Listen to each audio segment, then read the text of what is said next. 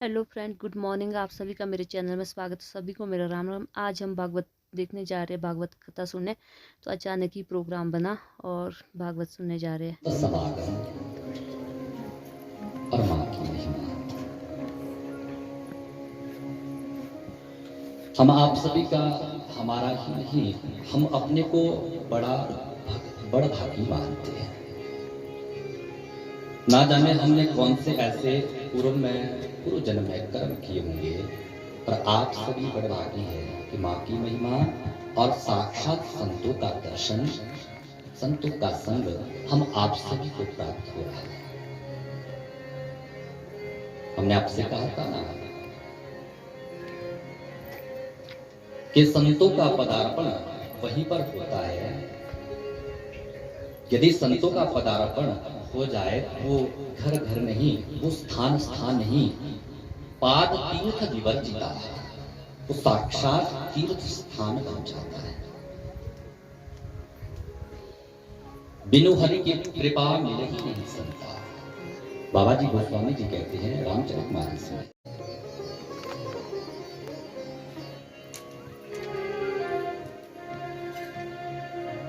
जैसे एक नगर में एक राजा रहते थे। राजा रहते थे तो राजा जो थे बड़े धर्मात्मा थे, संतान नहीं थी उनके। ब्राह्मणों के द्वारा सुंदर पुत्र यज्ञ हुआ। पंडित जी आए, पुजारी जी आए, पुष्प उतारने लगे तो क्या देखा कि राजा का बेटा, राजे के बेटे का सिर कटा है। उतने में राजा की पुत्र वधू आई, बाग में जैसे ही गई तो जोर से चिल्ला पड़ी, अरे इसने राजा के बेटे को समाप्त कर दिया, इसने राजा के बेटे को समाप्त कर दिया। पुजारी ने राजा के बेटे को मार दिया। सारे नगर ग्राम के जितने भी लोग थे सब एकत्रित हो गए। सब सोचने लगे, हे भगवान, जिस पुजारी को हमने मंदिर की सेवा के लिए रखा था, उस पुजारी ने राजा के बेटे का वध कर दिया। पुजारी के ऊपर वध का कलंक लगा। अब जब राजा को ये इस बात की सूचना मिली, घटना का पता चला, राजा ने पुजारी को मंदिर से बुलाया। पंडित जी सामने खड़े थे। राजा ने पूछा, क्यों पुजारी, तूने मेरे बेटे का वध किया? आखिरकार मेरे बेटे का बैर तेरे साथ क्या था जिस कारण तूने मेरे पुत्र की हत्या कर दी? समाप्त नहीं किया, मैं नहीं जानता आखिरकार इस ब्राह्मण का क्या बैर था जिसके द्वारा मेरे पुत्र की हत्या हुई। अपराध तो किया है, इसलिए दंड तो इसे भोगना पड़ेगा। अंत में राजा ने निर्णय लिया, जिस हाथ से इसने मेरे पुत्र की हत्या की है उस हाथ को मैं काट दूंगा, उस हाथ को मैं काट दूंगा। तलवार निकाल करके ब्राह्मण का एक हाथ काट दिया गया, हाथ काट दिया गया। ब्राह्मण ने सोचा, जिस नगर में इतना अपमान होना उस नगर में क्यों रहना चाहिए। ब्रह्म हत्या किया था, छोड़ दिया नगर। वाराणसी काशी पहुंचे, पता किया त्रिकालदर्शी गुरुदेव कौन है। पहुंचे, जैसे ही कुटिया में दरवाजे में टक की, गुरुदेव गुरुदेव गुरुदेव आवाज लगाई। गुरुदेव नहीं निकले, गुरु मां निकल आई। कौन है? अपना परिचय दिया। क्या काम था? गुरुदेव से मिलना है। कहाँ है गुरुदेव? अब जो पंडिताइन जी, हमने आपसे कहा था ना कि पंडित जी तो बोले वाले होते हैं, पंडिताइन बड़ी तेज होती है। प्रेम से कहिए जय माता दी। जैसे कल पूछ रहे थे, बड़ी जिज्ञासा होती है माताओं में, जानने की बड़ी लालसा होती है। पूछ रहे थे, महाराज जी आपका विवाह हो गया? प्रेम से कहिए जय माता दी। मैं क्या बिल्कुल हो गया। धर्म पत्नी भी है, एक बेटा भी है, जिसका नाम राघव शर्मा है और तीसरी कक्षा में पढ़ते हैं। बड़ी जिज्ञासा होती है, प्रेम से कहिए जय माता दी। तो जो पंडिताइनी थी, गुरुदेव की पत्नी थी, जब पूछा ब्राह्मण ने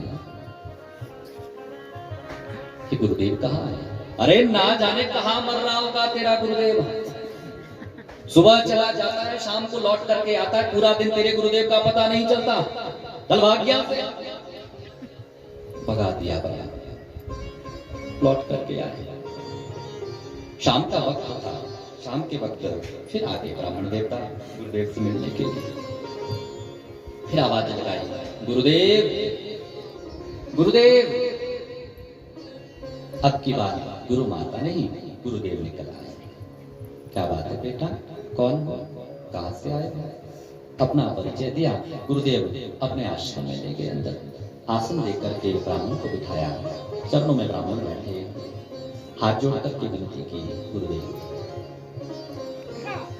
मैं आया हूं आपके पास अपना कर्म जानने के लिए। आखिरकार मैंने जीवन में जब किसी को दुख नहीं दिया तो कौन से कर्म के द्वारा मेरा हाथ काट दिया गया?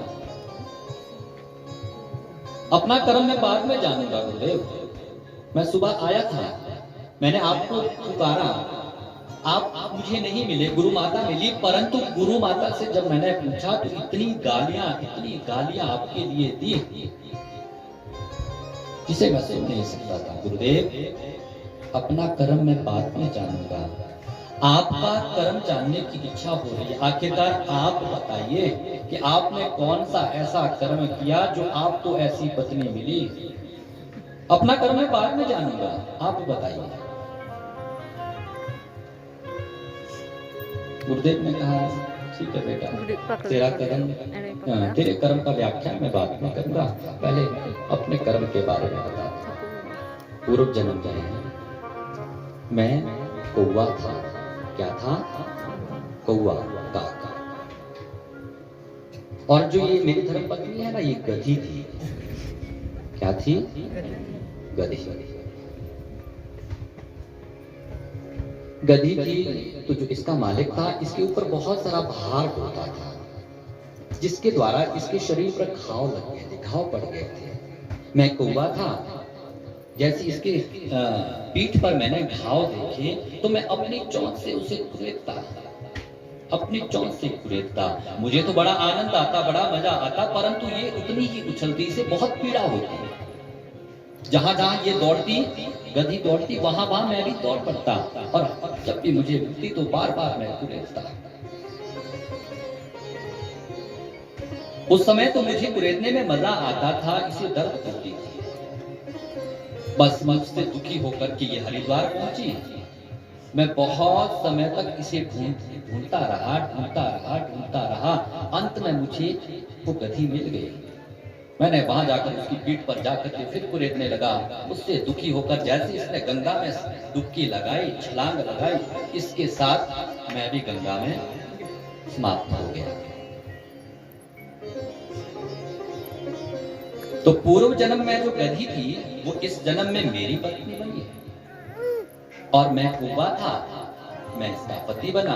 पूर्व जन्म में मैंने अपनी चोंच से इसके घाव को कुरेदा था, अब इस जन्म में अपनी वाणी से ये मुझे गालियां सुनाती है। गालियां पूर्व जन्म का प्रेम से कहिए जय माता। एक बार और कहिए जय माता। ब्राह्मण ने कहा अच्छा गुरुदेव, तभी आपको ऐसी पत्नी मिली। गुरुदेव ने कहा सुन, तूने मेरे कर्म के बारे में जान लिया, अब मैं तेरा कर्म तुझे बताता हूं, ध्यान से सुन। ठीक है गुरुदेव। गुरुदेव कहते हैं पूर्व जन्म में तू एक संत था, महात्मा था, सन्यासी था। तूने ना बोलने का संकल्प लिया था, जंगल में रहकर के तप कर। तूने ना बोलने का संकल्प लिया था, जंगल में बैठ रहा था, तप कर रहा था। तब तक क्या हुआ, एक कसाई गाय के पीछे दौड़ रहा था, गाय को लेकर के जा रहा था काटने के लिए। उसे मारने के लिए। और जैसे ही गाय उस कसाई के हाथ से छूटी दौड़ गई, अब पीछे पीछे तू था, पीछे पीछे कसाई, आगे आगे गौ माता दौड़ रही थी। तू जंगल में बैठा था, गौ माता तेरे आगे तेरे सामने से निकली, और जैसे ही कसाई तेरे पास आया, कसाई ने पूछा, हे महात्मा, हे सन्यासी, आपने क्या मेरी गाय को देखा है? आपने ना बोलने का संकल्प लिया था कि मैं मिथ्या भाषण नहीं करूंगा, कभी जीवन में असत्य नहीं बोलूंगा। आप मुख से तो नहीं बोले, परंतु आपने हाथ का इशारा किया कि इस ओर गाय की, इस ओर गाय की। आपने हाथ का इशारा किया, कसाई भी गौ माता के पीछे दौड़ा। जैसे ही कसाई को गौ माता मिली, गौ माता को पकड़ा, उस कसाई ने गो हत्या कर डाली, गौ माता को समाप्त कर दिया, गौ माता को समाप्त कर दिया।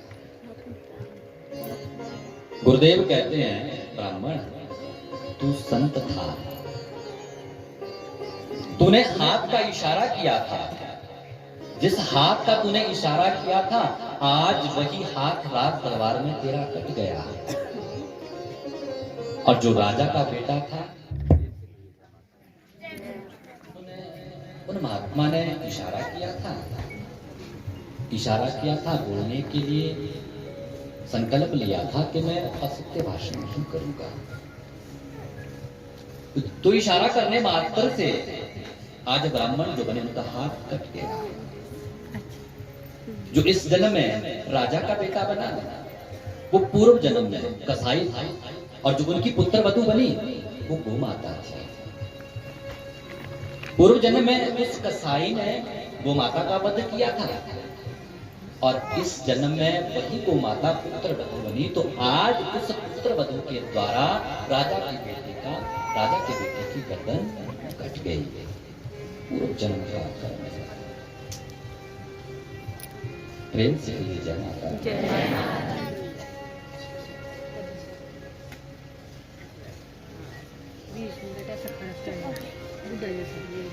मां जानकी ने भी